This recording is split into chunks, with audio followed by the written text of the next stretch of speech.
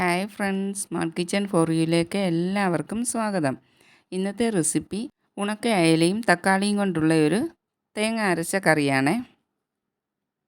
ഒരു പ്ലേറ്റ് ചോറ് കഴിക്കാനായിട്ട് ഈ ഒരു കറി മാത്രം മതി. അത്രയ്ക്കും ടേസ്റ്റ് ഉണ്ടായിരുന്നു ഈ ഉണക്കമീനും തക്കാളിയും വെച്ചുള്ള കറിക്ക്.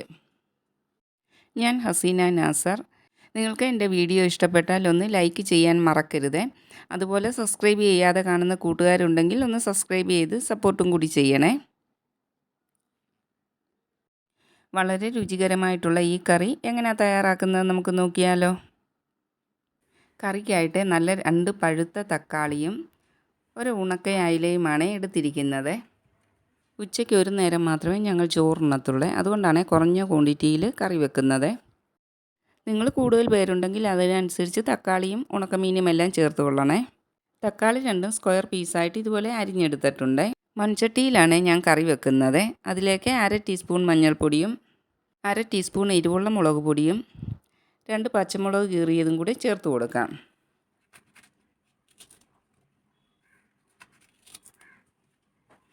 ഇനി തക്കാളി ഒന്ന് വെന്ത് കിട്ടുന്നതിനാവശ്യമായ വെള്ളം കൂടി ചേർത്ത് കൊടുക്കാം.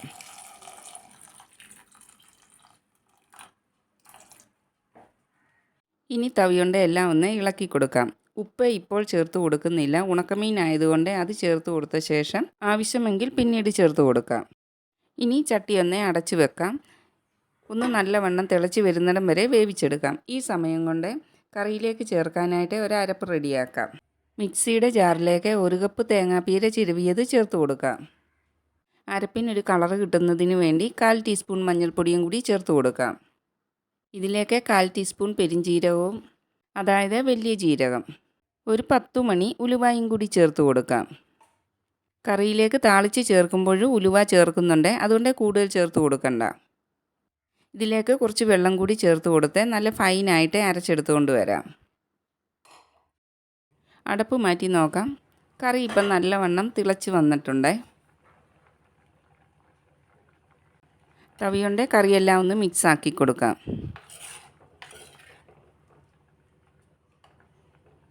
തക്കാളി ചേർത്തിട്ടുണ്ടെങ്കിലും കറിക്ക് ആവശ്യമായ പുളിക്ക് വേണ്ടി 2 കഷ്ണം കുടംപുളി കൂടി ചേർത്ത് കൊടുക്കാം. കൂട്ടത്തിൽ തന്നെ കഴുകി ക്ലീനാക്കിയ ഉണക്കയിലയും ചേർത്ത് കൊടുക്കാം. ഇനി അടച്ചു വെച്ച് മീനൊന്ന് വെന്ത് വരുന്നിടം വരെ വേവിച്ചെടുക്കാം.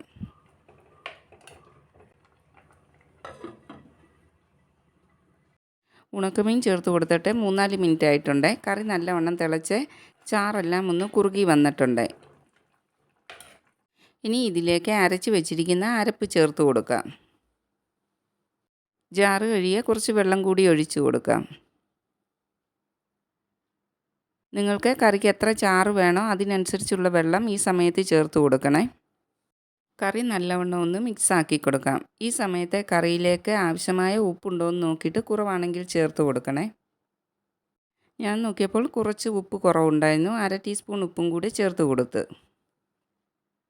ഇനിയൊന്ന് മിക്സാക്കി കൊടുക്കാം.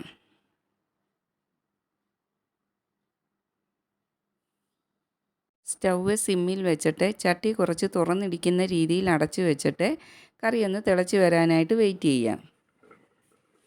ഇപ്പോൾ കറി നല്ലവണ്ണം ഒന്ന് തിളച്ച് വന്നിട്ടുണ്ട്. ഇനിയൊന്ന് ഇളക്കി കൊടുത്തിട്ട് ഇതിലേക്ക് നമുക്ക് കടുക് താളിച്ച് ചേർക്കാം.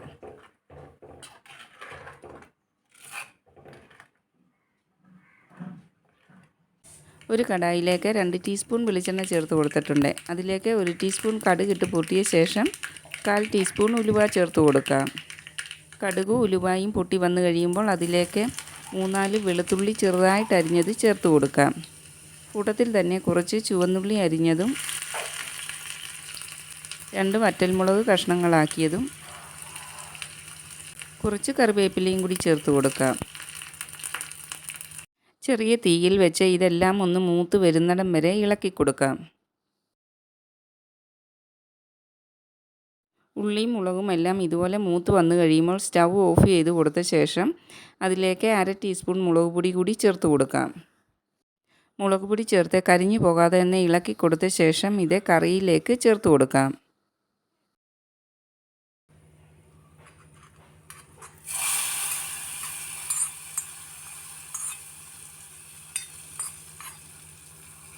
കടുക് താളിച്ചത് ചേർത്ത് കൊടുത്തിട്ട് 2-3 മിനിറ്റ് അടച്ചു വെക്കാം. 2-3 മിനിറ്റിന് ശേഷം അടപ്പ് മാറ്റി കറി ഒന്ന് ഇളക്കി കൊടുക്കാം. വീഡിയോ കണ്ട് സപ്പോർട്ട് ചെയ്യുന്ന എല്ലാ കൂട്ടുകാരോടും പ്രത്യേകം താങ്ക്സ് പറയുന്നു. നിങ്ങളുടെ സപ്പോർട്ട് എനിക്ക് എപ്പോഴും ഉണ്ടായിരിക്കണം.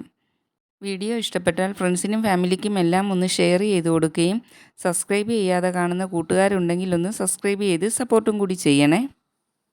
ഉണക്കമീൻ ചേർത്ത് നമ്മൾ എന്തിൻ്റെ കൂട്ടത്തിൽ കറി വെച്ചാലും നല്ല ടേസ്റ്റ് ആയിരിക്കുമല്ലോ. അതുപോലെ തന്നെ വളരെ ടേസ്റ്റായിരുന്നു ഈ കറിയും. നിങ്ങൾക്ക് ഈ റെസിപ്പി ഇഷ്ടപ്പെട്ട് കാണുമെന്ന് വിചാരിക്കുന്നു. ഇഷ്ടപ്പെട്ടെങ്കിൽ നിങ്ങളിതൊന്ന് ട്രൈ ചെയ്ത് നോക്കുമല്ലോ. ഇനി മറ്റൊരു വീഡിയോയുമായിട്ട് വരുന്നിടം വരെ എല്ലാവർക്കും നല്ലത് മാത്രം വരട്ടെ എന്ന് പ്രാർത്ഥിക്കുന്നു. Thanks for watching.